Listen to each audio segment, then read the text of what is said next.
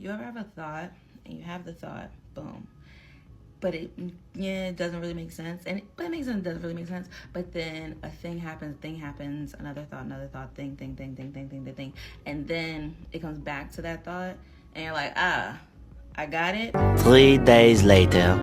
Okay, we're back at the thought.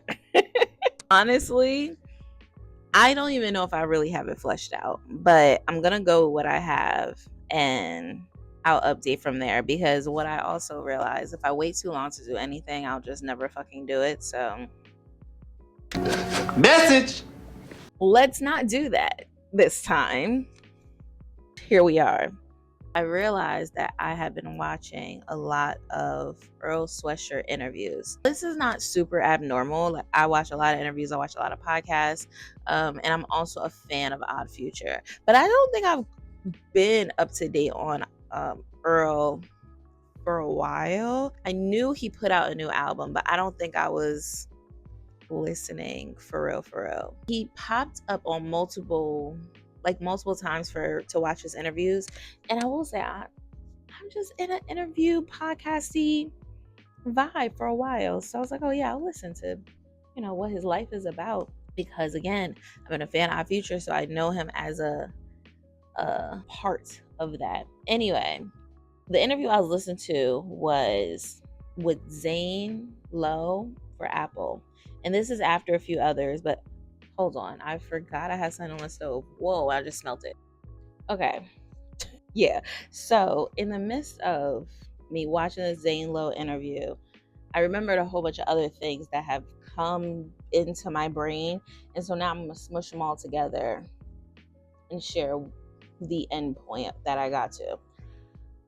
I'm going to start with a TikTok that I saw. And the TikTok, it was a photo TikTok, and it basically asked, who were Toni Morrison and Octavia Butler reading? Because we have these greats, these legends that we look to, but we do want to know, like, who inspired you to create the great work? Who were your reference points, essentially? The post, it came in my brain and gone, but it was something that I've been thinking of anyway for a while. Like, who are my reference points? And especially as someone who have a very bad memory, and what I wrote battling my memory and creating archival notes for myself of who I am and what my journey is about, and who do I look to for inspiration. And the question I wrote was, who would I want in my creative lineage? Because that's important, right? Like, the idea is, for artists, at least artists that I'm talking about, my people, like, if you feel me, you feel me. The idea is to get to a point where so high up in your industry, your creativity, your creative journey, whatever, that at some point people are going to ask you, who inspired you? Who were you listening to? Who were you reading? Who were who messages soaked into your brain? And it's a recurring theme for me to know and understand and figure out what my legacy is. Who do I want to be when I leave this world? Because for a while I really didn't give a fuck, but I have a new inspiration for life, for reasons. It's cool to think about, because I wonder, for people who have been thinking about this their entire life, do you sit and think about it, or is it just like, I just know? Anyway, I have a lot to go. So yeah, I think of my legacy points, and I think of who are my teachers culturally, and then I backlog my brain, right? Because I remember that I have a lot of reference points. I like a lot of different art forms, and not even just art, because I have points of artistic references and social justice references, and just personhood, like people that I'm like, I respect you, but I respect what they do and who they've been and the legacy that they have put on. And I just have too many of them, And so I also wrote Oh yeah, so like as a writer, as a journalist, as an essayist, a creative voice, and as an artist. And this is important because at some point you want to reference them, but at some point you stop referencing them and they just soak into who you are as a creative. Like just your ideal around what you know to be your artistry. Like you've been pulling for so many years. At some point it becomes who you are, right? And this is an important note because we're going to talk about Project Runaway for a minute. But hold on, I smell my freaking noodles again. And I said, hey, what's going on? Now, I've never watched Project Runaway before, but I watched this season because of La Roche. And to my point of this specific video, because I'm going to talk again about Project Runaway because the winner deserved to win. But because of so many reasons. I'm very happy about it. I watched the episode today. But we're going to talk about Belania because Belania had a very specific moment with La Roche where she had finally, in this competition, she had finally found who she is as a designer. She found her flow, her vibe, and honestly, watching that happen, watching her find her place was really inspiring because essentially she started pulling from her specific reference points and made it hers. And so there was a moment where when they finally saw like, this is you, we see you, and she went to explain her inspiration, she gave all of those reference points. And Law basically said, I hate everything you just said. Melania, tell us about your look. She is a matured, older schoolgirl. This is Audrey Hepburn kind of inspiration. So taking different elements of like preppy, a little bit of sophistication. Also, I made socks because I love a striped sock with a look. I hated that story. Oh, okay. I wish she would have just said, this is me. Because she looks just like you. I mean, it is me though. Audrey Hepburn, schoolgirl, that's me. That's so. not you. Okay. I don't think so. Let me just give you my opinion. That's valid. Listen, Give it to me. I love the look. It's my favorite look of the night. If you had just said, this is the way I pump around Brooklyn, and I wanted to show that in my designs, I'd be like, absolutely. If you just came out and said, this is who I am as a designer, we ought to be like, all for it. It's clear in your designs, you know who you are because you showed it tonight, and I love it. Thank you. But also, it also still feels to me like you get a little in your feelings when the criticism comes. No, I'm taking it in. We are all here doing this job because we care about the next generation of designers. When she walked out, I knew this was your look. And that's a good thing, right? That means you have a point of view. So just have ownership in that. I understood what he meant. And, you know, if anybody's interested in talking about Belania and her attitude on the show, because I feel for her. But part of the thing that he was trying to tell her was she wasn't listening. I don't think she got it. Maybe she did at this point, but I don't know. But what she didn't understand what he was saying was, I understand what you're saying. Like, you were inspired by Audrey Hepburn and, you know, these silhouettes made you think of this movie and this artist and this celebrity, whatever. But what he wanted to hear is like, this is just me and how I feel and vibe while I'm on the streets of Brooklyn, New York. Because really that's what it looks like. It just looked like her. It looked like her style that she was specifically wearing. And I don't think she internalized that in the way that he meant it. And I watched it, I was like, girl, he's telling you, own what you know. But you have to, because she finally got to that point of knowing what she knew and she understood her reference points and she was able to pull from it and then make it her own. By that point, you don't need to reference it. You should just say, this is who I am. This is what I feel. When I got the challenge or the prompt to create this is what I saw. And when she went from that throughout the rest of the competition, she did amazing. We're talking about you, and this looks like you. And I just thought that was a beautiful point that I feel like in the moment, because of what we know of Melania and on the show, it kind of just go over her head. But for me, who did catch that realization, there is an importance to respecting who you look to for inspiration. And remembering those, those tidbits of who you are and why you think the way you do, why you design the way you do, why you create art the way you do. But there's a time and place to own that, and a time and place where you say, this is just me. This is my vision. This is what I see. I spoke more about this and didn't realize it because, again, I saw this episode later. I already recorded the episode of my podcast, TLC Radio, where I spoke about artists that I didn't realize, but, in everything in hindsight, right? Realize that their artistic paths have inspired me in a very specific way. And we're going to get to it in the realization portion of this. But in that episode, pause this, go listen to the episode, come back, and it'll just add more context. But essentially, artists who are in these major spaces of their artistry, knowing their reference points, but moving in regards to who they are in this moment. And I think that's really important as someone who I am, how old? I'm 33, and I'm going to turn 34 in a few months.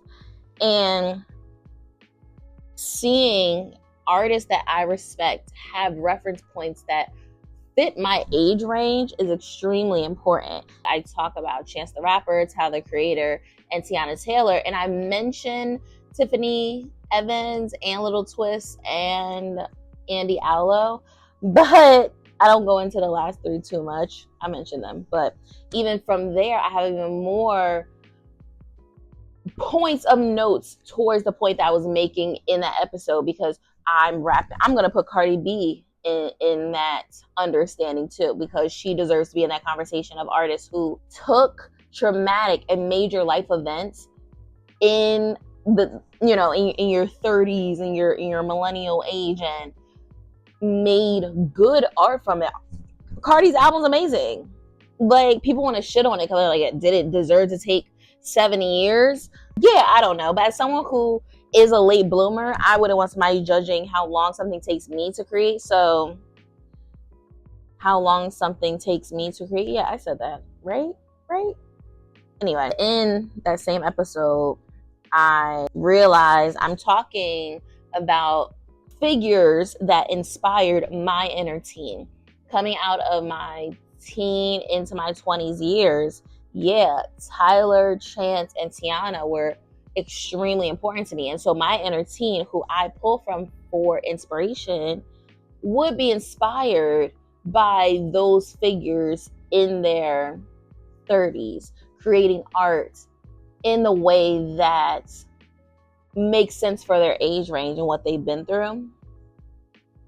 When I realized that, it made me think of another concept that I wrote about in my notes, and I didn't flesh it out because it didn't seem like it needed to be. It was kind of just in my head, and I wrote it and was like, this makes sense, and I never went back to it. But essentially saying, my reference points, one of my major reference points is Odd Future. Odd Future is a reference for me and my, my blogger era, my be a freaking artist era and do what you want and be bold about it. And then also around that time, I was big into deaf poetry. And so Stacey and Chin and Black Ice and Lemon and these artists, these poets, these writers, these creatives, these figures, for me, I was like, my inner teen is inspired by that. And so, of course, 33-year-old me is inspired by their adult selves as well, because all these people I just listed were all in the same age group. So I'm assuming as artists, we're all in the same, there's a collective consciousness, so we're all hitting these same milestones kind of in the same space and time, kind of. Yeah. Watching Earl's interviews and listening to his album Live Laugh Love, I was talking about the retreat I went to, and I flew to Atlanta and flew back, and that's what I was listening to. And listening to his older projects, and over time, just passively listening to a creative, watching and listening to a creative's journey, he made me realize how much Like Live, Laugh, Love made me realize how much I enjoy listening back to a person's full discography, or looking back on an artist's creative journey. And for me, it made me realize a few things. And this is where we get to the realization portion. Oh yeah, I ended up like fleshing it out from earlier. One, I want to hear music, but then I expanded to just ingest. But then I expanded it to ingest art in general that is reflective of who I am today, because my age, my interests, my life events, my understandings of who I am and who I am meant to be in this timeline is very important. And I wouldn't want to ingest information, art, or whatever that doesn't inspire those truths about who I am. Because then what does that do for me? Outside of build my perspective, sure, around maybe younger and older, and know what other generations and other life paths are going through. But for me, I need to be inspired. To have art that does that is extremely important for an artist. And I realized Earl Sweatshirt and Odd Future and, you know, all the other artists I mentioned do that for me. But I wrote here, my reference points are putting out and being reflective of their current paths.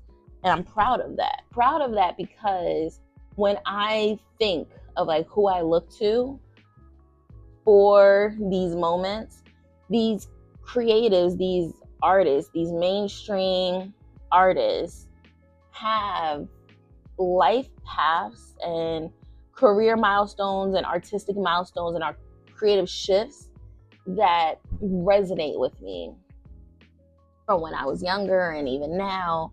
And for someone who is very, very serious about their values and character and morals and what I stand for, I stand behind the creatives that I'm inspired by. And I'm proud of that, because I'm proud of their work. And like, because even when, you know, you think of, you know, 6 Degrees Separation, as a creative, a Black creative in the world of Black creativity, I see these people and we're peers, we're in our own peer group of age, and I'm like, these people have been friends in my head. And I look at your journey and I'm like, I'm proud of you. So you've been doing what you said you wanted to do. And even though the path probably didn't go exactly how anyone thinks it's going to go, because it doesn't, it looks honorable. I think that's fair to say.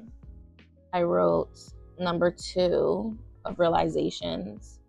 I am in a new path, and in this divide of where I'm going with my life.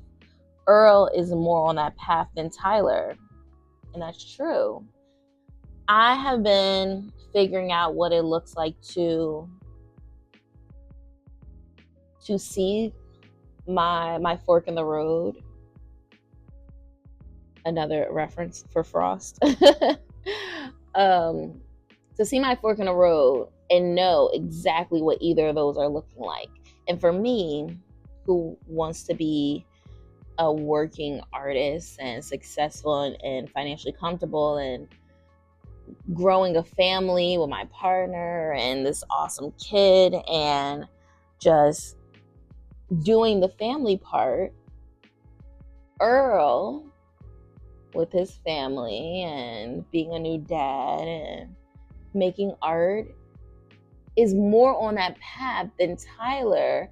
Granted, my life aspirations have always been, for all intents and purposes, like Tyler the creative path, you know?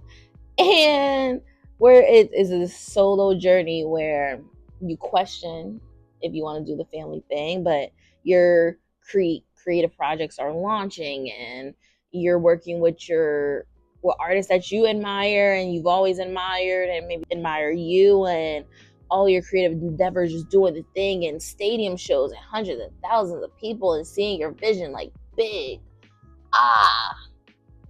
But in this divide of my timeline, Earl's path of family and doing art that like keeps my family sustained but comfortable. Because let's be real, who doesn't aspire to be rich? But doing family and creativity and doing my art on a scale that I'm proud of, that won't force me into corners that make me compromise who I am and what I stand for, and being true to that path and having a partner who believes in that. I mean, what more can you really ask for? And then have a kid who you can watch life through, because watching kids, like you get to see you're re-experiencing life. And I want my art that I ingest and that I create, and the art that I am creating, to reflect the life that I'm living, not an aspirational life, or unless that calls for it, but more so, no, the life, the feelings that I'm feeling or what I felt. It should be all encompassing, I should say, because all the pieces that I'm creating now are around this transitional phase, yes, but this transitional phase is around looking backwards and understanding your reference points, and sometimes the reference points aren't celebrities, right? Like, it's traumatic and major life events, which I mentioned when it comes to Chance and Tiana and Tyler. But not every major life event is traumatic, because for Earl, having his first child with his partner is a major life event, and that makes you look at life entirely different.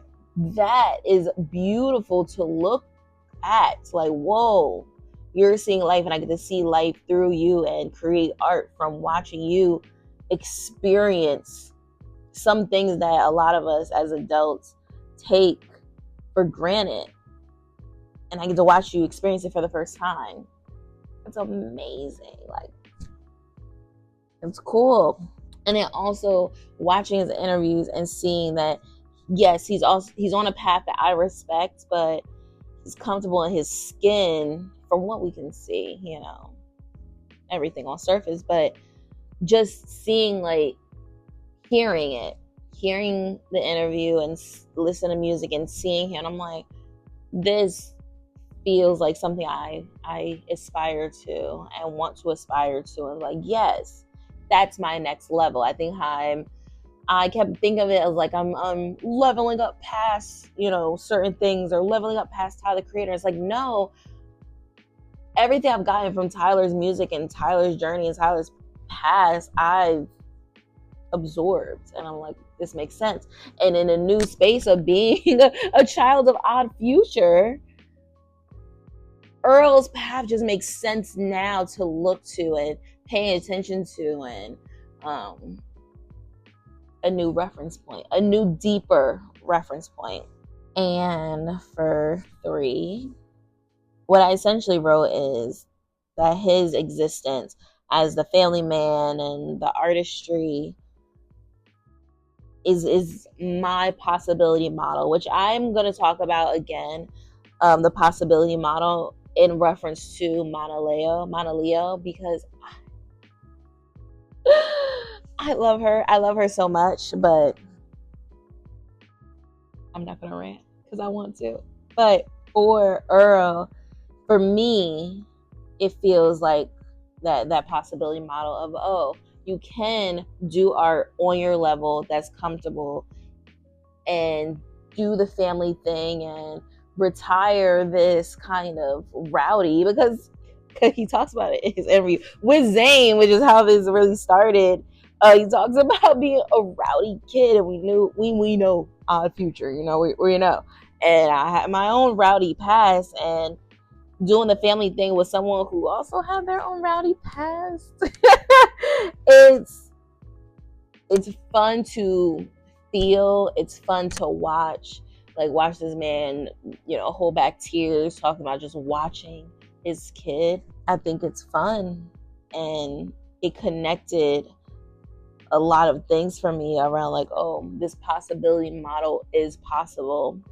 And as a creative in the middle of a project that is my life's work, I promise. Like, it's gonna take me forever to finish, but it is my life's work.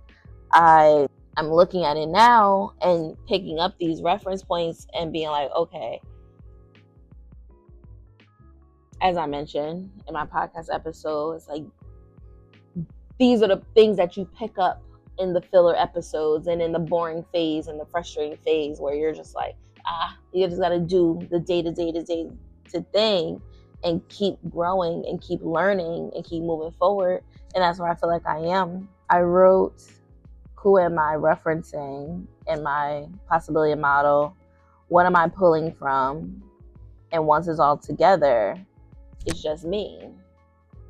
So once I figure out, you have these greats that you look to, but eventually it's kind of like you learn form, and then you get really good at form, and then you forget all of that, because then you just are who you are. That's what creatives need to just get to that point. But you have to be willing to either grow deeper with the reference points or expand, but you got to get good at the reference points and absorb what you're supposed to absorb from them. Because like, what are you absorbing? It's not like those exact words or that exact beat or those exact statements, but it's the energy, it's the vibe, it's the cohesiveness, it's the structure and the color schemes that make sense. Like, how does that make me feel? How do I mimic that in my own way? You understand what you pull and then go. And that's my rant.